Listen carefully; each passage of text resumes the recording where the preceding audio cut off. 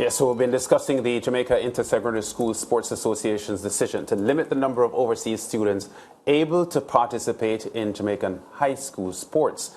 The Jamaican public had much to say about the issue. I am Ronaldo Adams reporting for the SportsMax Zone, and today we're on the campus of the University of Technology Jamaica. And today we're asking people whether or not they agree with ISSA limiting the amount of foreign students that they allow to participate in their competitions. Stay tuned for the responses. Yes, I do. If we should take into consideration the fact that not all our local schools have the ability to bring in athletes, we want to make the playing field even.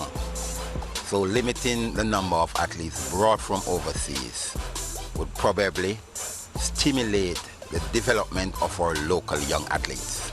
I feel like as Jamaicans we might want to gatekeep champs or other championships, but I really don't feel like having international athletes would really cause any limitation to us. And also with champs is like the largest junior championships like worldwide. So I feel like it's good because the international athletes get to come here, they develop themselves, and they get to take that brand with them to say, you know, I developed myself here in Jamaica. This is where I got full competition. No, because if I want to send my child to Jamaica to develop the track and field skills on the highest level, why would I not send them here?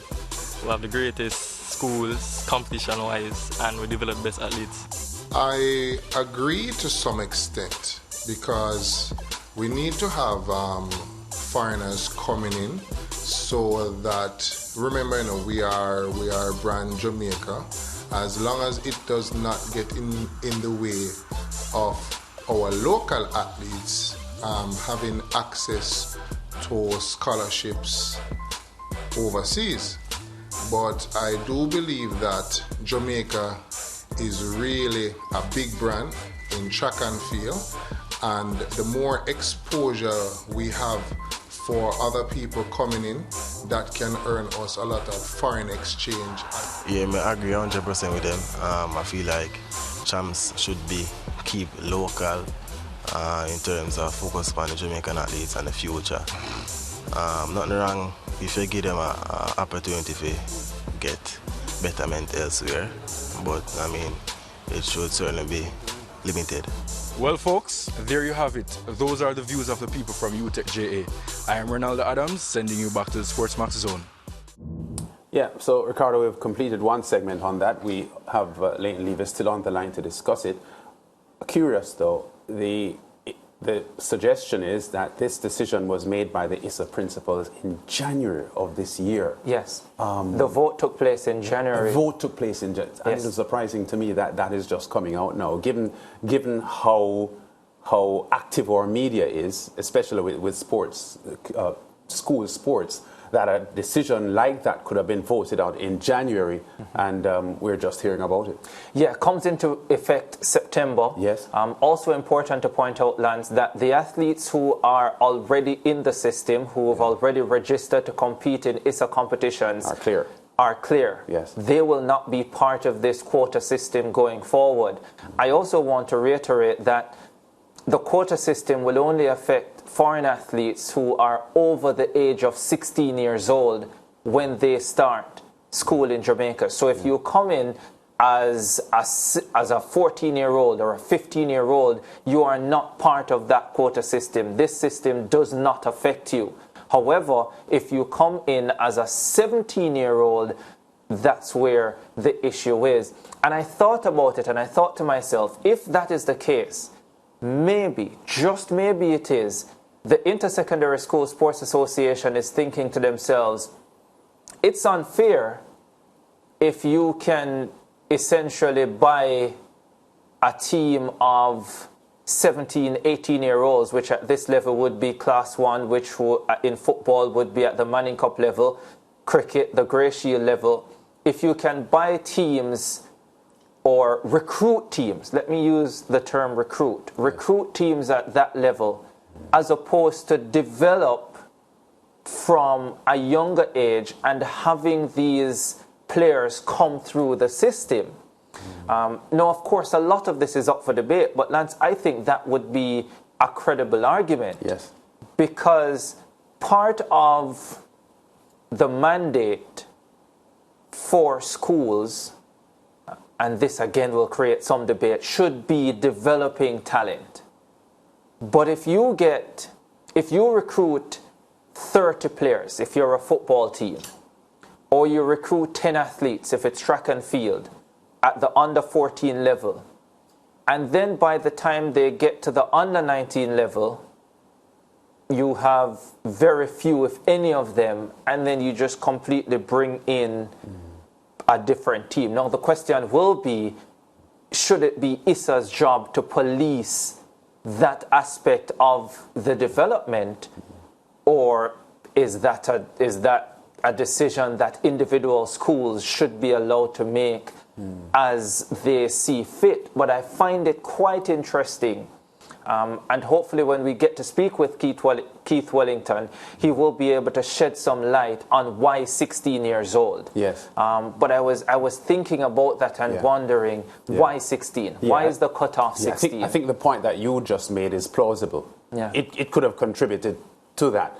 Having said that, I know we're going to hear a lot more about this story and actually get some more information on it. But Leighton, I'm also curious to know what the voting was like and how competitive it was. Was it, in my estimation, I'm wondering if it was an overwhelmingly supportive vote to go this route, or was it a close vote? What I'm hearing, I hear it was an overwhelming vote for the quota system. It kind of reminds me, Lance, of, you remember back in, I think it was maybe 15, 20 years ago, maybe a little bit earlier, when Carl Lewis started to complain about Jamaican athletes coming into the U.S. and using the U.S. system to beat their athletes at track and field. And of course, the West Indies players being barred from England during the times when West Indies were dominant, because England were being walloped every single time they faced the West Indies. This kind of feels like that. And to back to Ricardo's point about the, bringing in recruiting athletes to play at Manning Cup or other levels. How many of those what percentage of those athletes are, that's probably less than 0.001%, because you can't bring in a whole school of people to play on a team, because first of all, they'd have to sit out the first year, wouldn't it? Isn't that the case as the ISSA rules dictate? Well, not if you're going into sixth form. I don't think they would have to. Exactly, but then I'm sure that there are safeguards in place that would prevent schools from recruiting an entire team per se, as opposed to one or two players. And it's not like as it relates to football, nobody comes to Jamaica to develop their football. Jamaica doesn't have a proper school bus, as proper development system anyway. So you're going to be bringing in talent that is. But Leighton, a lot of football talent is here, though. You can debate why, but a lot of football talent from outside of Jamaica is currently playing in the top competitions, both the Manning and the Da Costa Cup competitions. Yeah. And that's fine, because here's the thing. Regardless of whether they're here or not, the standard of the football is still poor. So is there an advantage to any school bringing in players to win the Manning Cup or the Costa Cup? Because as it relates to development, it's not happening really, is it? Yeah. So it's kind of counterproductive, wouldn't it be? Yeah, I understand that. Your thoughts, though, Leighton, on one of the public opinion pieces we just got about the fairness of the platform that we are talking about, because his point was that there are some schools that are far more, are in a far better position to benefit from these acquiring overseas athletes than some other schools. So his issue was fairness and a level playing field for all the schools involved. Do you think he had a point? I'm not quite sure, because here's the thing.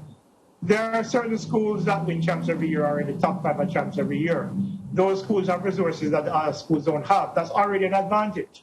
There is no such thing as a level playing field in circumstances like this.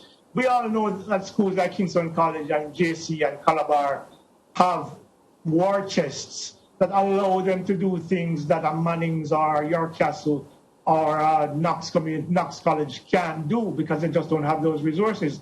So the playing field is already not level. So even if these schools are doing that to enhance their advantage, it's an advantage that they already enjoy. So it is kind of moot because they already do have that advantage because the field has never been level because those schools have always had the resources to do things that many of the other schools don't have.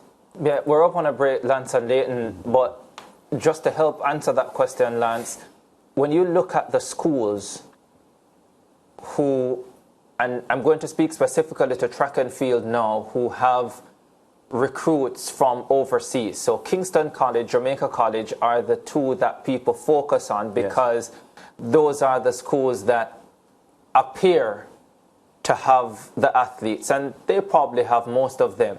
But then there's Calabar, there's St. Jago. We've seen overseas athletes from St. Catherine High School. Currently, we've had a number of foreign athletes at Edwin Allen. A lot of individuals don't realize the number of foreign athletes who are at Edwin Allen from both the boys and girls side, Dominica, Trinidad and Tobago, and so on. Dintil Technical has a top 800 runner from Guyana in their setup, and we've seen Dintil Technical over time with overseas athletes. Remember Monroe College some years ago when Neil Harrison was there, when he'd come from Turks and Caicos Islands, and you had a number of those. So this is not limited to the big three, as many would like to have it, or many would like to think. But there is an issue, though, Ricardo, with regard to the proliferation of, you've mentioned several other schools who are engaging in it, but not at the same level numerically as the bigger ones that we've But mentioned. as Leighton pointed out, it will never be at the same level because you're not going to stop the big schools from having greater resources to bring in more. Or not even to bring in more, but just to facilitate a high quality performance in the various angles that they can use to propel themselves. We're up on a break and we're going to take that break, but I want to say this quickly before we go to the break. Personally, I really don't know where I stand on this issue yet. I am still trying to figure out, and maybe it is that I require more information from the ISSA standpoint. I think we all do. To understand the reasoning. And then I think I will be in a better position to decide where I want to go on this one. So we're going to leave it there for today, Leighton. Thanks very much for chatting with us. Peace, guys. Enjoy yourselves. All right, I like the Pee Wee Herman look. I tell you, we'll take a break. We'll be back.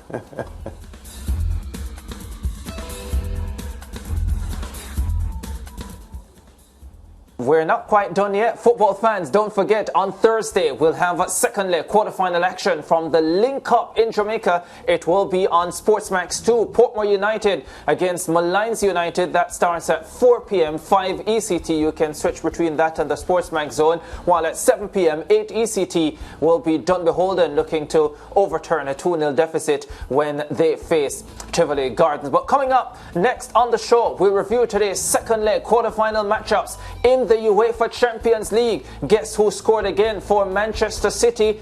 And Inter, they're through as well. Stay with us. More on the SportsMax Zone after this.